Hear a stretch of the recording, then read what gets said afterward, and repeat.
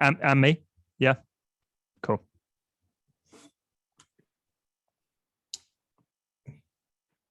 Hey guys, welcome to today's event. Should give it a few minutes for people to join.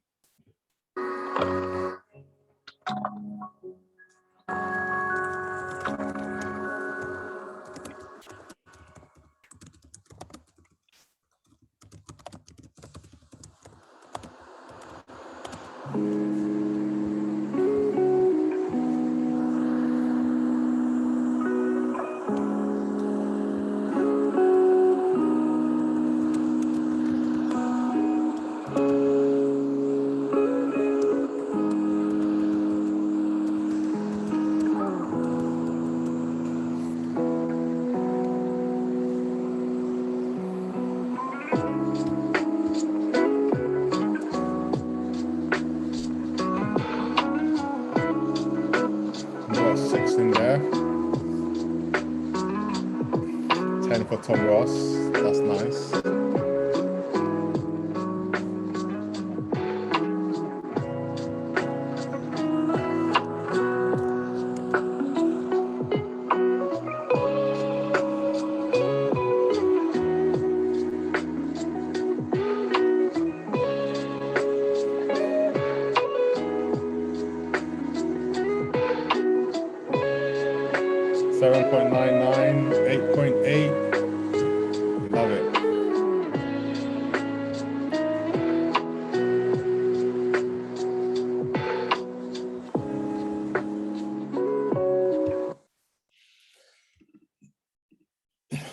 Right. Hello, everyone. Welcome to another episode of the Purposeful Weekend Out via the Purposeful Project. Tonight's episode is all around how to build and engage community. I'm very excited about this topic, as all business owners who are in the business of media, in the business of getting sales, understand the power of actually having regular customers, and truly your customers are your community. On today's panel, we've got Mathilde, who is head of community at Circle. We've got Tom Ross, the CEO at Design Cuts, and we've got Shara, the co-founder of Those. I'm going to be asking them a few questions. They're all going to be coming on stage at different times, so please feel free to use the Q&A. If you're joining us live on any of our platforms, please send the notes into Talia, and we'll get it asked to the people on stage. I hope you guys enjoy the session.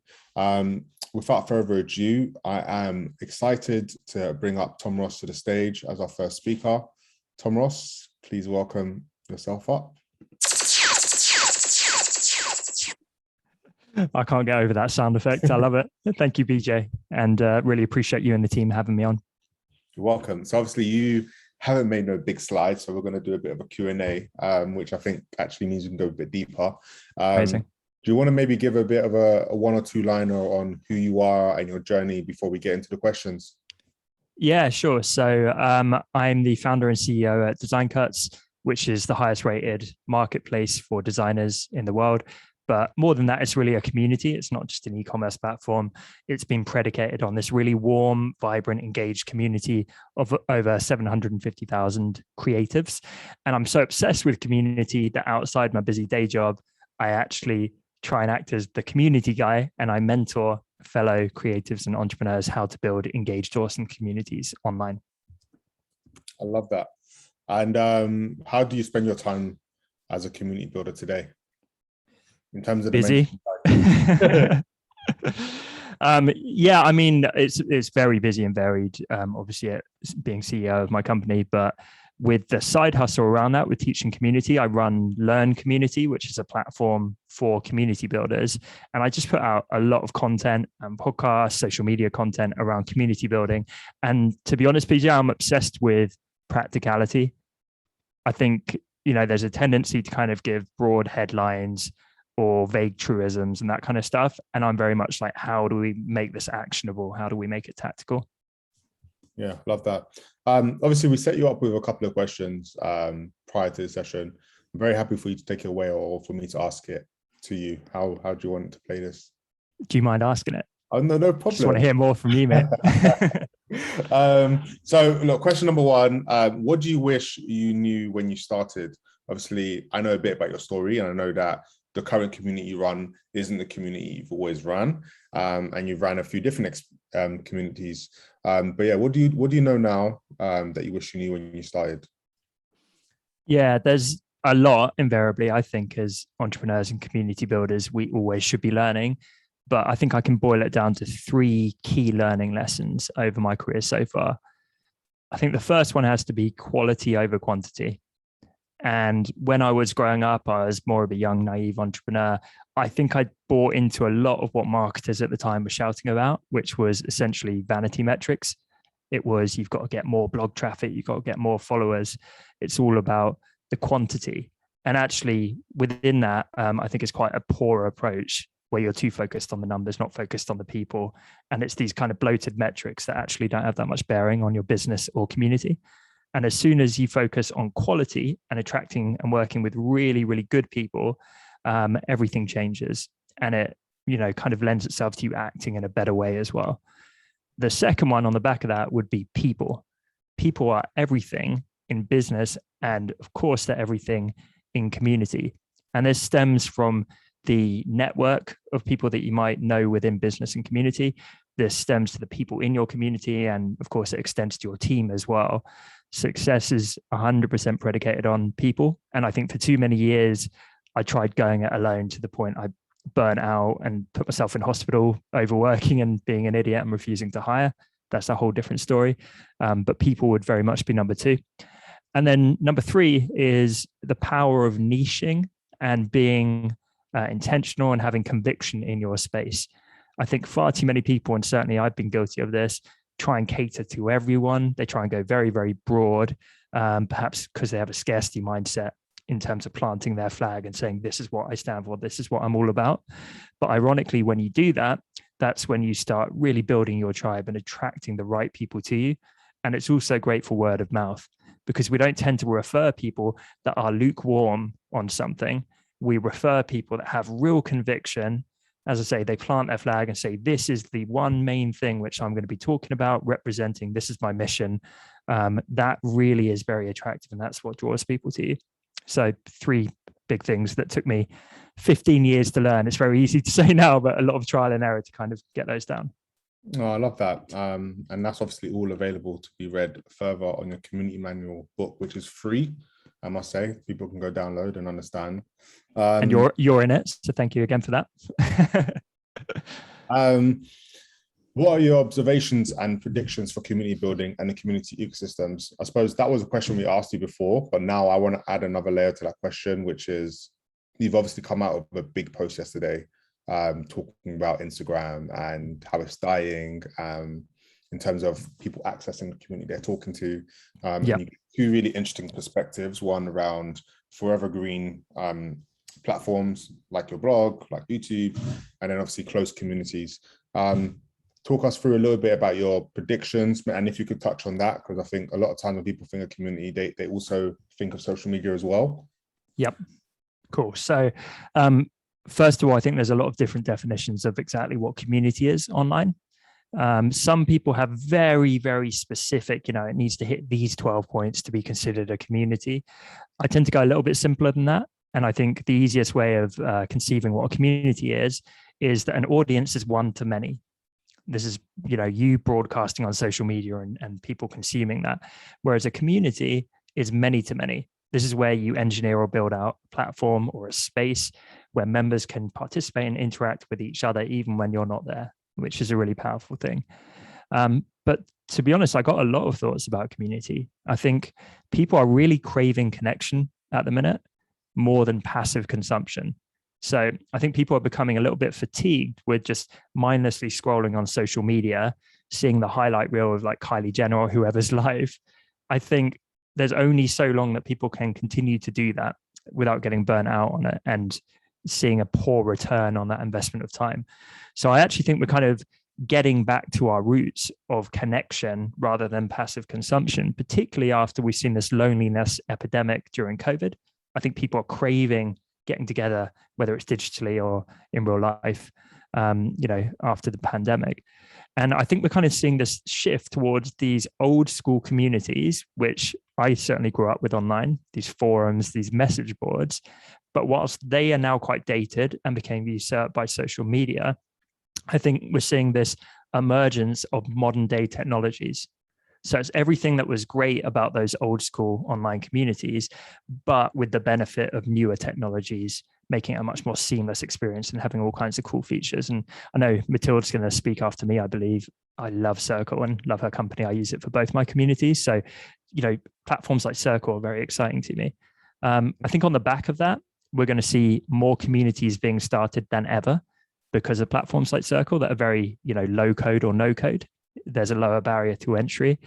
I think there's going to be a lot of marketers hedging their bets against social as well, because we continue to see year on year, to your question, BJ, this decline in organic reach.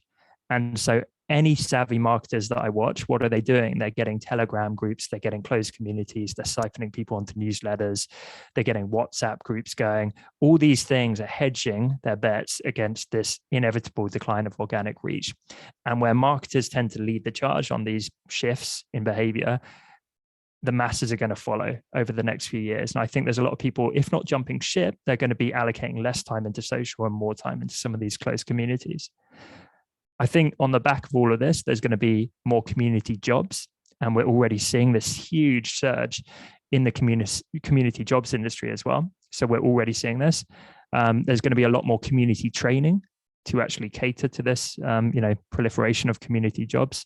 And I think we're going to see a lot of companies and a lot of C-suites and managers taking community much more seriously, much the same way that happened in early stage social media, where early adopters saw the benefit, C-suite kind of, wrote it off as having no ROI and no business benefit, and then eventually came round. I think we're definitely going to see the same thing in community. And finally, I think we're going to see, unfortunately, a lot of dormant and failed communities, because the more communities that are started, people are going to jump on this bandwagon, but not fully know how to do it. And that's a lot of my mission in trying to help guide people to create good and healthy communities, is to counteract this, because community building is hard, right?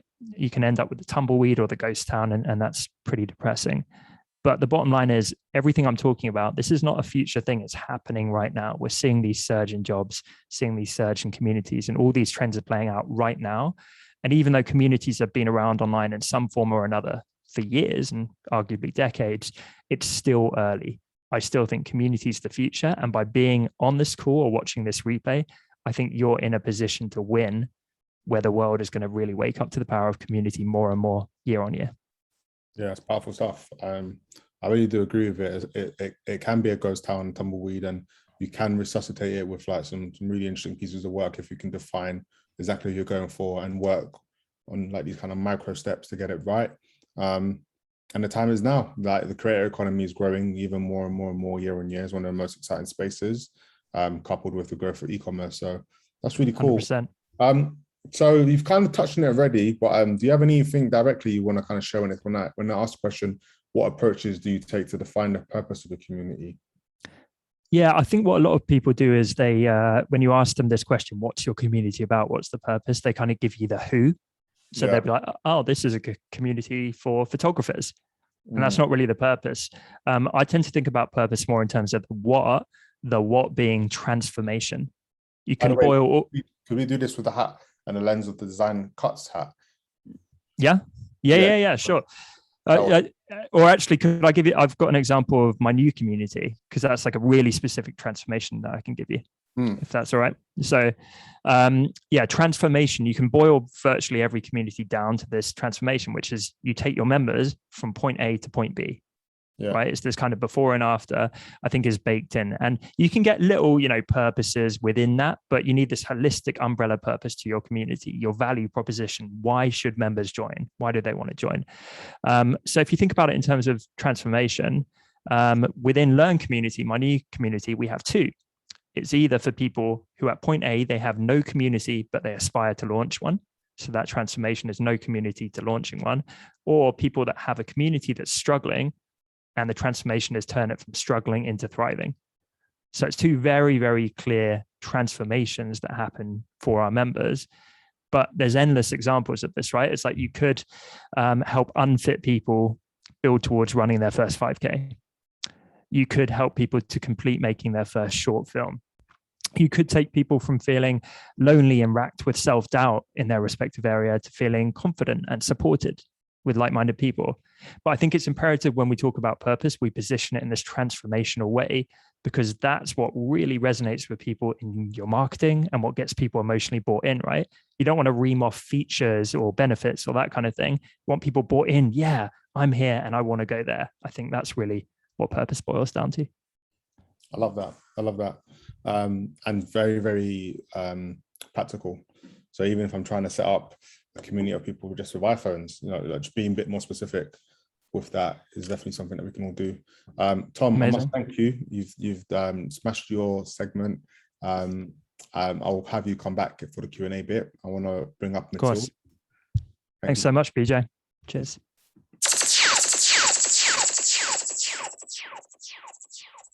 Hi, Mathilde. We can bring up Mathilde to the stage. Hi, BJ. Hey. So I believe you're going to share a presentation. So I'm going to hop off and give you the stage for a couple of minutes. But I just wanted to just ask before we get going, tell us a little bit about you. I know that you've kind of jumped around and done different things. I hear you're into Thai boxing. Thai. I know, you're in France at the moment, you live in Lisbon, so you're someone who very much lives there, working from wherever in the world kind of lifestyle. But if you can touch a little bit about your story before we get started, that would be great. Yeah, absolutely. So first, thank you so much for having me. I'm really glad to be here. Thanks for the invitation.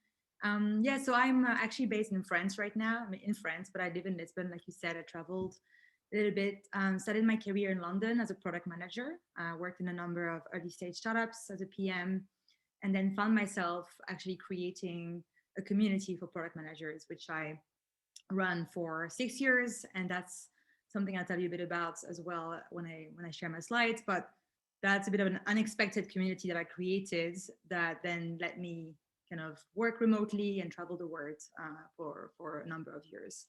And earlier this year, I joined Circle. I'm now the head of community there. So this is, for those of you, by the way, who don't know what Circle is, we are a modern community platform for creators, founders, amazing people like Tom, who really want to build communities that are transformational, that are highly engaging, and also communities that bring them revenue, that are monetizable. Because community building is quite an intense journey, and we want to help creators make a living out of it. So that's me in a nutshell. And I love Thai boxing for sure. That's my passion. I love that. Well, I'm gonna leave the stage, exit myself, and I'm gonna let you do your thing, and I'll come up when you're ready.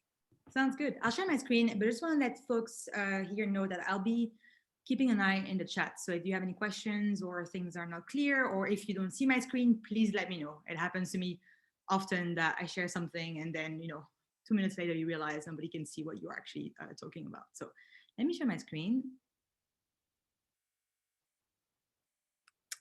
All right, just let me know if you can see my screen. You should see how to build an engaging community. Yeah, we can see it. Amazing, cool. So I've already touched a bit upon that, my community story, but just because I feel like when people are sharing tips around community building, it's always interesting to know where those tips come from. So like I said, I was a product manager, was kind of frustrated with the challenges I had in my role, and I really wanted to learn from other people, which led me to create this conference, which I really didn't know would turn into the community that I didn't know I needed, basically. We run a bunch of events in London, conferences, retreats, workshops, and 6 years later, it was time for me to start a new chapter. I had actually started using Circle to actually run some of our events online because of COVID last year, we couldn't gather in person. And so that chapter really led me to my new role at Circle, where I support community builders on their own journey to build their community. That's a bit about my story. The first question that I'm going to cover, and Tom already talked a bit about this, is how to define the purpose of your community. And I love this question because this is really a critical piece, specifically for new communities or for community builders who are just getting started. Our purpose is really, it's what mission is for an early stage startup, right? It really serves as a compass that will guide that will first of all help you attract the right members, of course, but it will also help guide your decisions down the line when you decide what is it that you're going to do in your community, what are the activities, the events that you're going to organize. Your purpose is really your compass. Just keeping an eye on the chat. All right, cool. So how do you define your purpose? So the first thing you want to do is to ask yourself, why should this community exist? You really want to be clear as to why the community that you want to create, why it should be brought together in the first place. It sounds obvious, right? But I do see a lot of people skipping this step and going straight into trying to recruit members or trying to launch something with not a clear idea of who exactly they're trying to serve and how. I'm going to tell you a bit about how you can actually define that purpose and actually articulate the purpose statement for your community. But first, I want to tell you what not to do. And Tom also touched upon that, right? You want to avoid catch-all terms. There's so many communities these days. There's, the barriers to creating communities have lowered. You want to definitely avoid referring to a niche, aka we're a community for designers, or we often see on landing pages now, we're a community to connect, learn, share with like-minded peers, that sort of thing, right? It's not very compelling. It doesn't really tell you anything about the value that you're going to get once you're inside. So instead, you really want to articulate the real value that your community will bring into the world. A great tool to do this is writing an internal purpose statement for your community. So that's an exercise I often recommend to circle creators when they're not sure where to get started. They have tons of ideas, they have loads of content, they already have maybe a coaching business, a course, and they're not really sure, because they could basically build a community around different aspects, different things that they're passionate about or experts in. So the purpose statement really is a short sentence that has 3 parts. Who your community gathers, so who are your ideal members, what these people are going to be doing together, that's the what, right? The specific activities, the actions, what is it that what is going to motivate them to join and to actually be engaged in your community. And then the third part, and that's really what Tom touched upon, is the transformation part, right? It's what is it that's going to become possible once they do those actions together.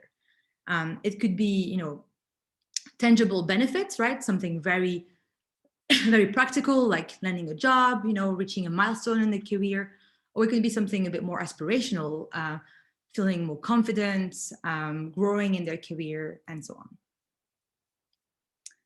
This is a quick example. So if we were taking the example of the community for designers, right? I told you to avoid calling, your community just with a general niche. Your purpose statement for this community that you might want to build could be, we gather mid-career product designers. It's quite specific, gives you a sense of who they are, to give each other regular feedback, candid feedback, even you could say, on their work, so that they can feel more confident making and presenting their design decisions. That could be an example of a purpose statement. Here, I just pasted a few examples because that really shows you, those examples come from the Circle creators. We have a space in our community with a tutorial around purpose. And I really love reading those examples because that really shows you that, of course, there's no one best way to build a community or to write a purpose statement. It's really specific to you and your members. And that's really meant to be an internal tool as well. That's something I forgot to say. This is not meant to be like a mission statement that's like shiny on your website. This is supposed to be an internal tool that will guide you as you make decisions around your community, value proposition, the things that you do inside, etc. All right, so what do I have next? Yes, 2 amazing resources, my favorite ones on this topic. Check Carrie Melissa Jones. She's an amazing community leader, an educator. She wrote a book on the topic of brand communities. She came to teach in the Circle community many times. And she talks a lot about purpose statements and how you can craft them. And this exercise actually comes from her work. And the second resource that I found super valuable is, well, everything that Rosie Sherry writes, a bit like Tom, everything that he writes, everything that he puts together for community building, it's really, really high quality. So definitely look at her blog, specifically this article around validating your community, because that's something that you want to do once you have your purpose statement, right? This is, you have your guide, you have your compass, but now you want to actually check whether that's something whether that's something that people resonate with, right? Because you're going to be a community of one. Then you want to ask yourself, why do I care?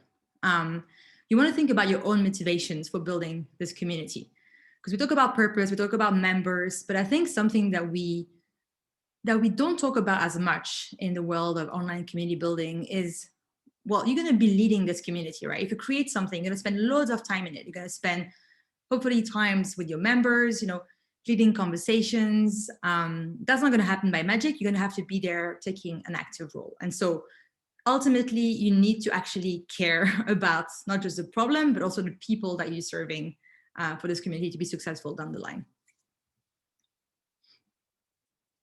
This is a tweet that I love from David Spanx. He says, in an audience, people care about the creation. In a community, people care about each other.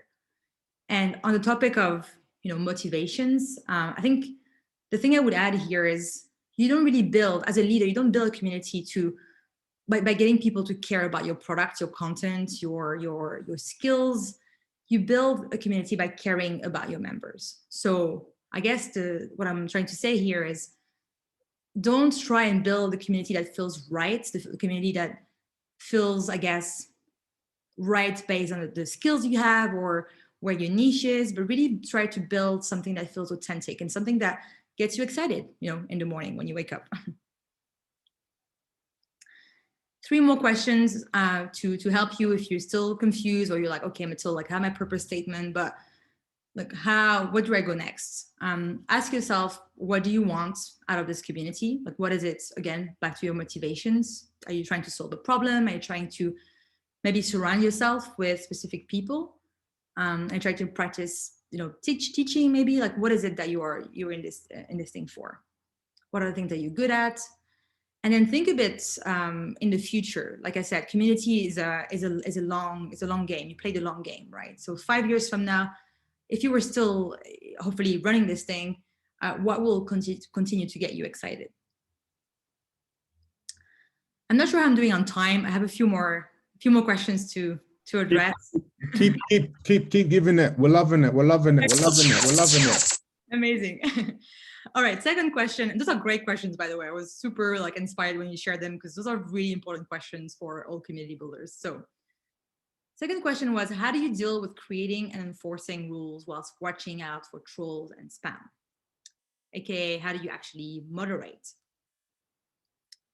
Well, here I have a bit of a I guess, a very direct solution to that. It's to get back to the root of the problem. In the, I guess I could call it the old age, or the mainstream version of community building that we've seen those past 10 years with Facebook groups and large audiences. If spam and trolling happens, it's because the community is open to all, right? It's because it's a large space that can be accessed by anyone. Now, if you create a private community, something that's only available to specific people that you vet ahead of time, which is a model that Tom is following, and many other creators who are actually riding that wave of, really curated private communities. Well, chances are you are going to create an environment that's based on trust and safety, and where, well, hopefully you'll see much less, I guess you'll be much less likely to see those types of behaviors, right? Then I guess every community, whether it's public and open or private, should have a code of conduct as a minimum. And this code of conduct will outline the rules of a community. So what are the behaviors that are accepted? What are the ones that are not tolerated? What are the ways in which you're going to enforce? What are you going to do if those behaviors happen? So that's one thing. That's a bit of a best practice, the code of conduct. And there's lots of resources out there that you can use, open source kind of like code of conducts that you can copy or adapt to your own needs. And then the second thing is you want to have, you don't want to have, but that's a best practice to have some sort of onboarding process where you you really help your members understand and live your community values and principles. So try to think about the behaviors that are not just tolerated, but what behaviors are encouraged and rewarded in your community, right? And then once you have those, put them on paper, share them with your members, repeat them really often, and then lead by example. If you have, let's say, an introduction space where new members introduce themselves, and if one of the behaviors that you want to encourage is to really have people post thoughtful response to those introductions, well, you want to be the first one to be there actually posting a thoughtful response, right? You want to lead by example. In the Circle community that I run, people ask often questions that are quite technical. Sometimes they are really like strategic. Sometimes they're like, how do I create this automation? And I'm trying to get people as much as possible to give context, to actually share what they've tried, maybe adding a video. And so that's what I'm trying to do by creating post examples. When I run my office hours where people can join, I actually show them examples of posts that follow those principles, those guidelines, and slowly but surely kind of like not enforcing, but actually creating the community that we all want to be a part of. And third question, and the last one, tools, exciting tools to support creating thriving communities. So here, I guess, I first want to say that even if I work at Circle and I talk about tools all the time, and I'm in this world of community building tools, I just want to help you. I just want you to know that tools are not what matters the most when it comes to communities. We talked about purpose, we talked about people. Tools are just a way, they're just a means to an end, right? So just remember first and foremost that if you want to create a community, the first step should not be like, what is a tool or what is my stack? And it can be quite tempting, right? There's so many awesome options out there. Think about your purpose, think about the people you're serving, and then pick a tool. And by the way, you could definitely start, there's loads of community leaders who are like, yeah, you can start a community on Twitter, on WhatsApp. That could be your first step. And then only at a stage where you feel like that's necessary, move to a tool that helps you kind of like have your content, your discussions, your events in one place. And this is what Circle helps folks do. We've really seen this past few years the emergence of those, the concept of community platforms, right? In the past, or until not so long, if you were running a community, and I've experienced this at JAM, the community for product managers that I was running firsthand, you needed to have 5-10 tools to run this community. Like at JAM, we had our event tool, Hopin, we had our newsletter tool, we had tools for engagement, we had our own Slack group, and that really led to a fragmentation of the experience for our members. Hence why when we discovered Circle, we were super excited, because that's really, I guess, and here I'm just sharing an example of what a Circle community looks like. There are like thousands of them, or as many as there are types of communities. Circle and platforms like us really help you actually design an experience for your members where it's not just about the discussions. You can share content that helps spark discussions. You can have events. You can have conversations around topics that matter to your members, etc. Actually, the last bit on the tool side is, I will share it in the chat. There is a really nice, if you actually looking for something a bit more specific, or if you have a need around events or engagement specifically, ComSoar has created a really good map of community building tools out there. Like they map the whole ecosystem of tools. So I'll share that in the chat if you're interested. That's all I have for you today. My slides are blocked here, so I'm going to stop sharing my screen. And thank you for listening, and I hope we can have a nice discussion afterwards. We absolutely can, and I hope we can share some of those slides with the audience as well. Absolutely. They are brand new, so I'm happy to share them. Our designer just like finished polishing them. So. Oh no, that's awesome. Great stuff, Mathilde. I really, really appreciate that. I'm gonna welcome up Shara, and I'll bring you back up in a minute. Yeah. Hi.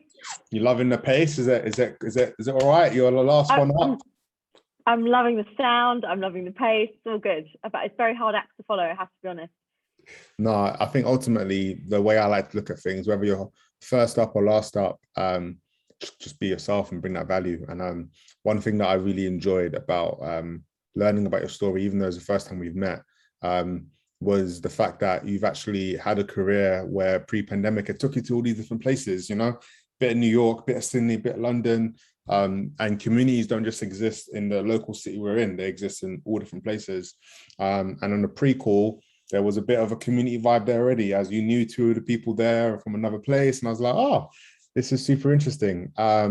So yeah, just by way of introduction, do you want to give us 1 or 2 minutes on you? And I'm happy to lead the questions your way, or you can just, just talk to us.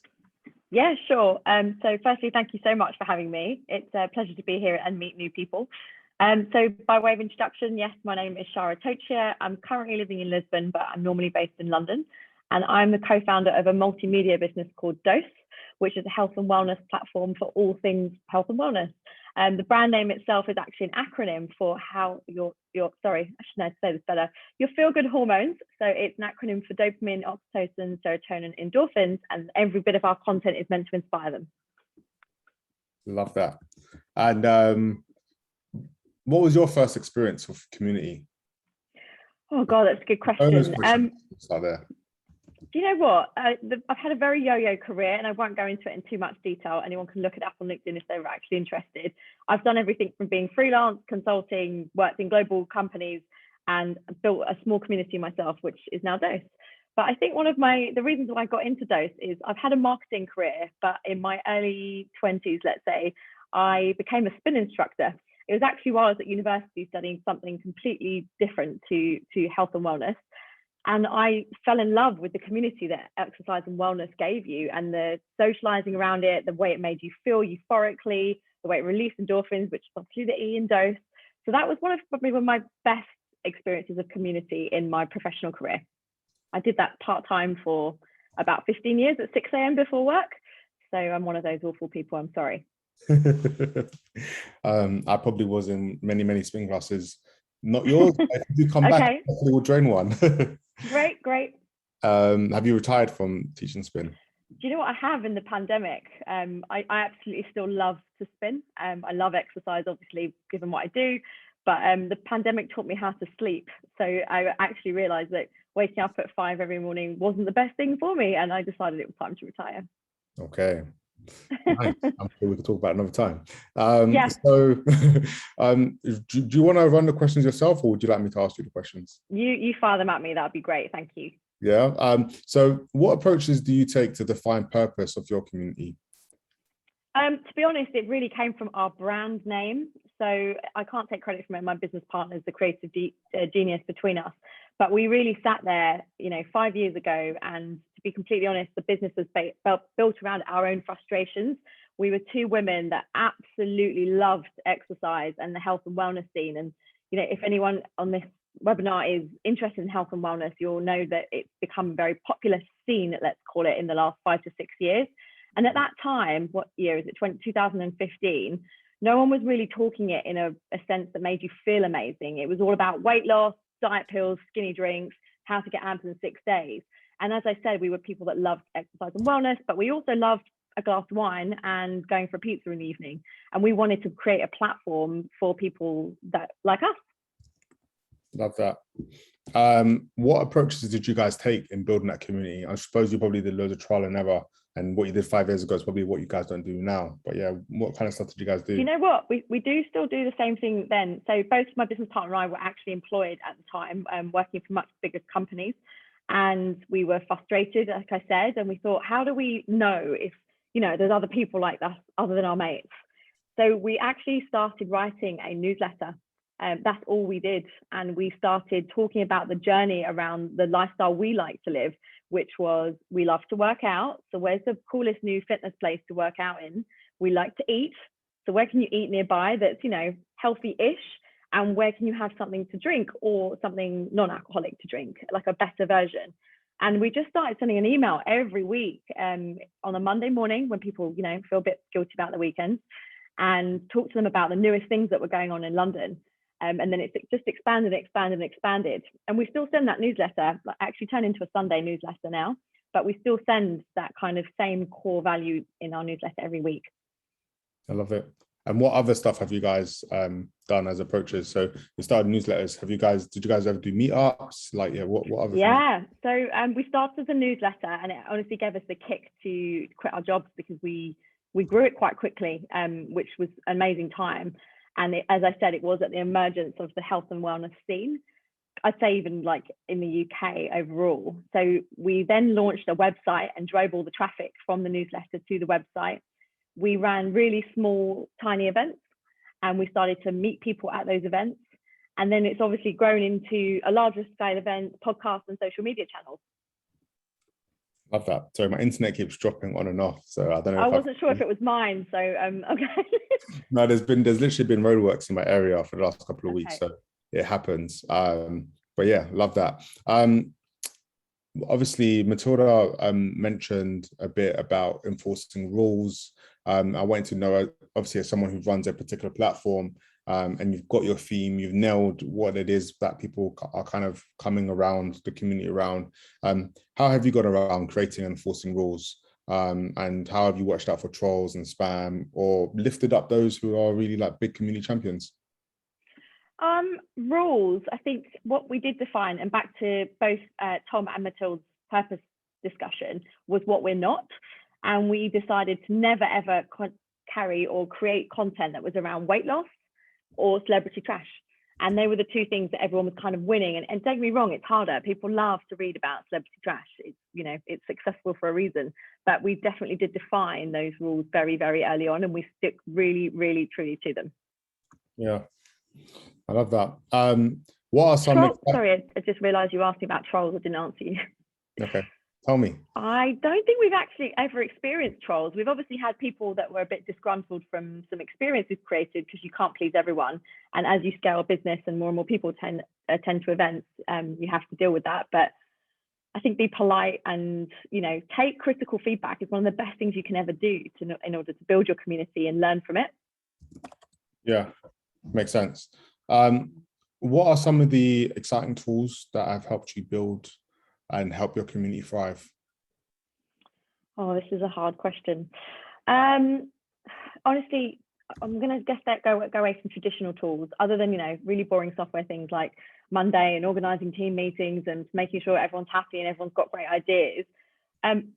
Speaking to people is a tool. Do it. It's one of the most powerful things we've ever done, is like meeting our real members, people that read the website every day, engage with the newsletter, and creating focus groups and, you know, keeping them close to us to ask them what they're interested in, what's new in their life, you know, what else we need to cover. I think there's two great examples of that with businesses. One is Glossier. They started as an online blog, and they kept a really core readership on a Slack channel, and they're still their first customers, and they keep developing products for that. And another one, and again, referring a lot to B2C brands here, is Peloton. And again, it's in my kind of world of health and wellness, but they have these incredible engaged community groups on Facebook, which are very entertaining. Even if you aren't a Peloton fan, I highly recommend a bit of stalk and research. Yeah, for sure. The next question I was going to ask you was actually, a bit linked with the kind of Peloton and brand stuff. Sorry, I've got a bit of movement happening in my house at the moment. The next question I was going to ask you was, what are some other brands that you love and what are they doing? So obviously you mentioned two there, but is there any other ones that people can go away and research and kind of build as their kind of North Stars? This is a tough question. You're really throwing me at me today. I mean, I think Peloton has done a great job. I mean, they've had the escalation of the pandemic, and they have created a real cult following. But one of the best things I would say is listening to the founder's story. It's really inspirational, and you actually really hear the goods and the bads of how he created that community. I think his name's John Foley. It's a fantastic podcast, How I Built This, which I highly recommend. I just had one in the top of my head, and it's fallen out of my head. I mean, Apple's a phenomenal product, but it's a very, very big brand. Yeah. Who else is a great community? I think ClassPass, and again, I'm sticking very, very true to my industry right now, because I live and breathe it, as you can probably tell. They have really created an engaged community of people that just love running around, and then you can interact with people on the app. So that's another really great example. I love that. Well, I think this is a great time to bring on all of our other guests for us to do a bit of an open Q&A with the audience. Thank you all for being so awesome. If Tom can join us as well, that would be great. I love what you shared, Shara. Talking to people is a tool. I think Yeah, it is. a quote that I put on my slides next. So yeah, anyone in attendance, if you guys have any fire questions, please put it in the Q&A. We've just got a thanks here so far from Lady T. This will be available as playback. But yeah, do you guys have questions for each other? I feel like you guys will know each other now, which is quite cool. Yeah, great hearing from both of you, actually. Really, really good insights. Guys. I did think of another great brand. It's coming back to me. Spanx. Do you know Spanx? Yeah, did you see the founder did that yesterday or the other day? Where she Say that again? The founder just announced that she's going to give all of employees first and 10K cash. It's like, whoa. Yeah, I mean, she's a wonderful human being with a great story that really, stays very true to her values. It's fantastic. Mm-hmm. That's the power of building real communities. We've got a question here from Miss Lady T. How do you build communities? I think we've tackled it, but it's practically, how do you build communities tomorrow? Can I leave in this call? Depends what your business is, right? Depends what your purpose is, for sure. But I think once you have your purpose, really it's about conversations. It's about talking to people. I shared, Tom, one of your best articles, or the one that most resonated with me. Listen to your community. It's really around, you cannot build a community without actually talking, engaging with your members or prospective members. And so I would say going out there and having conversations, whether those are structured calls where you're aiming to discover what people need the most in the community, or just informal gatherings where you're actually like testing the waters for what you're trying to build. I think that's often, a really good first step that I've seen work well across circle communities or new circle communities. I know, Tom, you have plenty of tips on the topic. Yeah, well, thank you for sharing that. And also, BJ and Talia and team, thanks for organizing this. I don't know about the rest of you, but I think it's really refreshing that none of us are like super sleazy marketers, like trying to really aggressively pitch ourselves or something like that. I know we're all like genuinely enthusiastic in community and trying to bring value here. So my short answer, it's a big question and topic, and obviously there's a lot of context needed. But I'm a huge fan of the MVC. So it's not an MVP, not a minimum viable product. It's a minimum viable community. I think for a lot of people, if they try and formulate and plan the perfect, super advanced version of their community, they falter and they don't even get started. So I'm a huge fan of starting with the simplest version of it. And then actually the best way to build community is with your community, build with them. And I've been trying to do that. So, with my community, it started very simple, basic, limited sections and spaces, and pretty simple. In just 2 months, we've been able to like double the number of sections, launch all these new incentives, and do fancier and fancier things. But it hasn't been guesswork. It's been directly coming from feedback from the members, demand from the members, stuff that we've validated with the members, we've talked to them about. So we're literally building the community and the product with them. And that is the best way to do it. Yeah, I think I follow from exactly what Tom said. It's like build it with real people. I'm a big fan of talking to people, as you can probably tell. Like validate your idea with your friends and family, and then their friends and family, and stay close to them and spend time with them. People like to help people. So just find those people and validate what you're doing. Build it from there. It can start that small. And just to react to what you said, you both, but specifically Tom, around build with people, that's such an interesting approach, because also it helps you lower the stakes and actually, because a lot of people, I see a lot of mistakes that people do, and I've made this mistake myself when I launched Jam for the first time, is trying to predict what your members are going to think or what they're going to do. You have all those assumptions. You're like, will they want a weekly event or knowledge base? Like, are they going to actually turn up to the event? Well, the thing is, if if you actually delay your launch, and if you actually just try to plan too much ahead of time, you're gonna actually you're not gonna get the valuable insights that you need to build something valuable. And building with people will also make them more involved. They play an actual role in the community, in shaping what the community looks like. And so that's definitely an amazing way for you to get started as a founder or as a community leader, but also for you to just make sure that your community will be the right thing, will actually solve a problem and get people together. And so, yeah, building with your members and not trying to predict and plan and over-engineer community ahead of time, I think is really important. If I may, just a final small note on that, I found that it can be problematic to just ask or wait for suggestions. Because, for example, in my community, if I say, what sections do you guys want to see, or what would you like to see? They don't know. They don't know what they don't know. So I find a better conversion or a better response when I brainstorm and I come up with 5 ideas that I think could work. And I say, what do you guys think of these 5? And if there's like a clear winner, well, then we start there. Yeah. Mathilde and Shara, I don't know if you found similar, but often if you say, it's like saying to someone, how can I help you? They're like, I don't know. I just feel stuck. You tell me. Yeah, definitely. And experimentation as well, right? When I first joined the community, or I first started my role at Circle, I was like, I had all those ideas of like, people need workshops and they need, tours. They need to understand how they use Circle. But then when you start experimenting, I actually started doing, workshops and then show and tell events that are more like actual like behind the scenes tours of communities. And then I quickly got a signal from my members that what they liked the most was the actual practical, candid tours of communities being built, not necessarily like learning from experts. So I had to ask them, and I had a sense of like, they liked both. So they like both approaches, but actually running the events and experimenting with different formats, because then people will vote with their feet, right? Like now they have so many things that they can access online, so many online events, so many, or sometimes not online events, right? We're starting to meet in person again, thankfully. That if they come every week to an event that you're putting together, they're really telling you that this is a signal that this format works well for them. So yeah, they're just my thoughts on experimentation.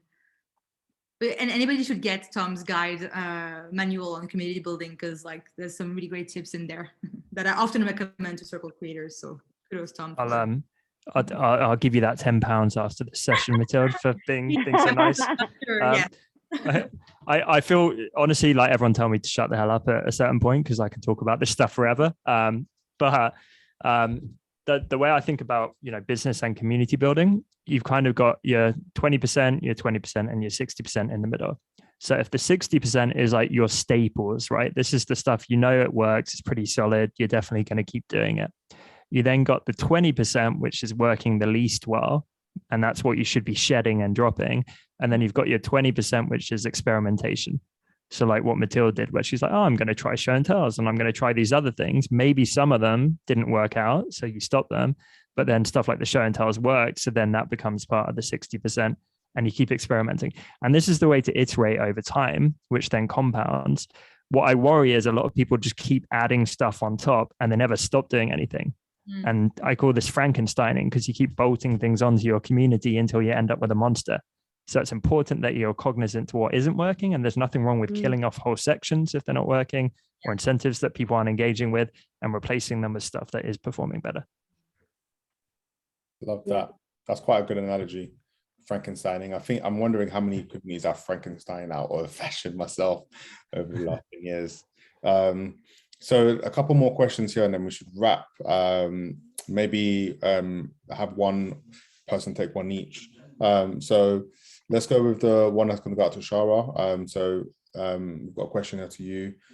So 5 years into your community, have you found that your role as a leader has changed? So do you find that you don't need to feed in as much and the community is taken over, or do you still need to make a very clear presence felt? Me personally, make a clear presence felt. Yeah, you or other leaders in the team. Like as a community itself, or like are you very much, you or your co-founder still very like much the leaders of the community? No, absolutely not. And I also, something I should have said is like when we started the business 5 years ago, our lifestyles are very different to what they are now. So you grow and you have to adapt, but maybe your audience stays a similar age and grows, wider rather than older.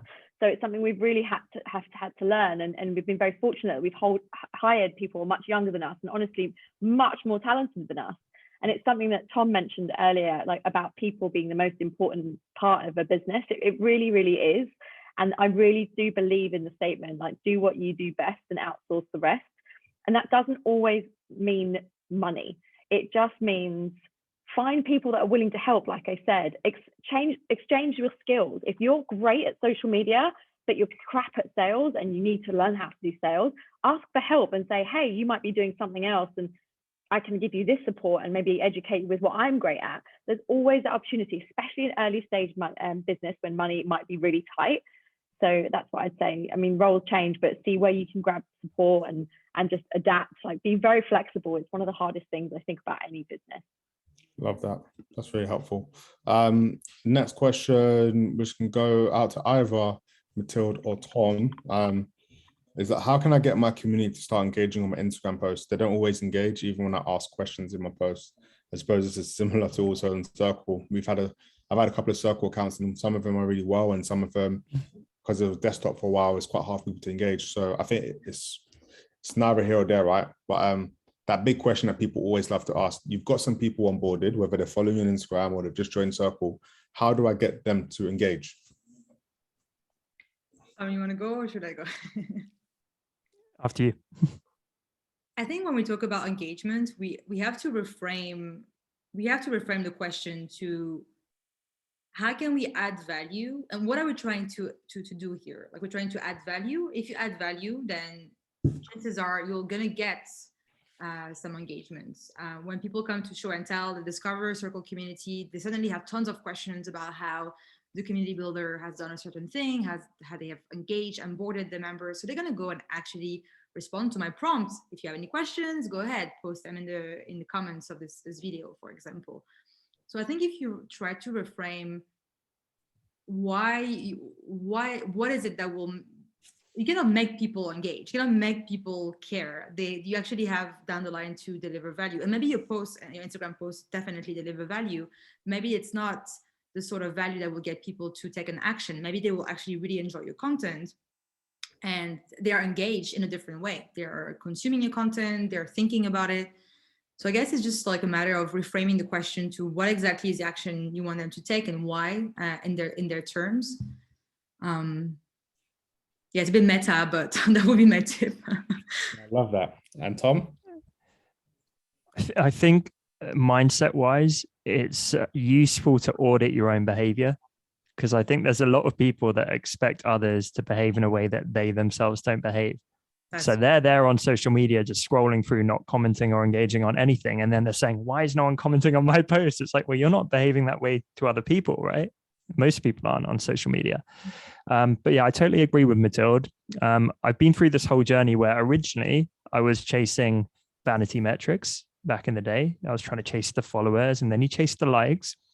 And then I thought, actually, I'm going to shift to engagement. I want to build the most engaged community. And so I shifted to comments. And so soon enough, I did kind of hack at that, and I did a bunch of tactics, and I built relationships, and it was authentic. And my posts were disproportionately, getting 100+ comments on Instagram on every post with, 10,000 followers and stuff. And that felt great. But then I realized I'd fallen into a trap, and actually the engagement in the comments was just another vanity metric. It was stroking my ego. It was making me feel like people liked my content.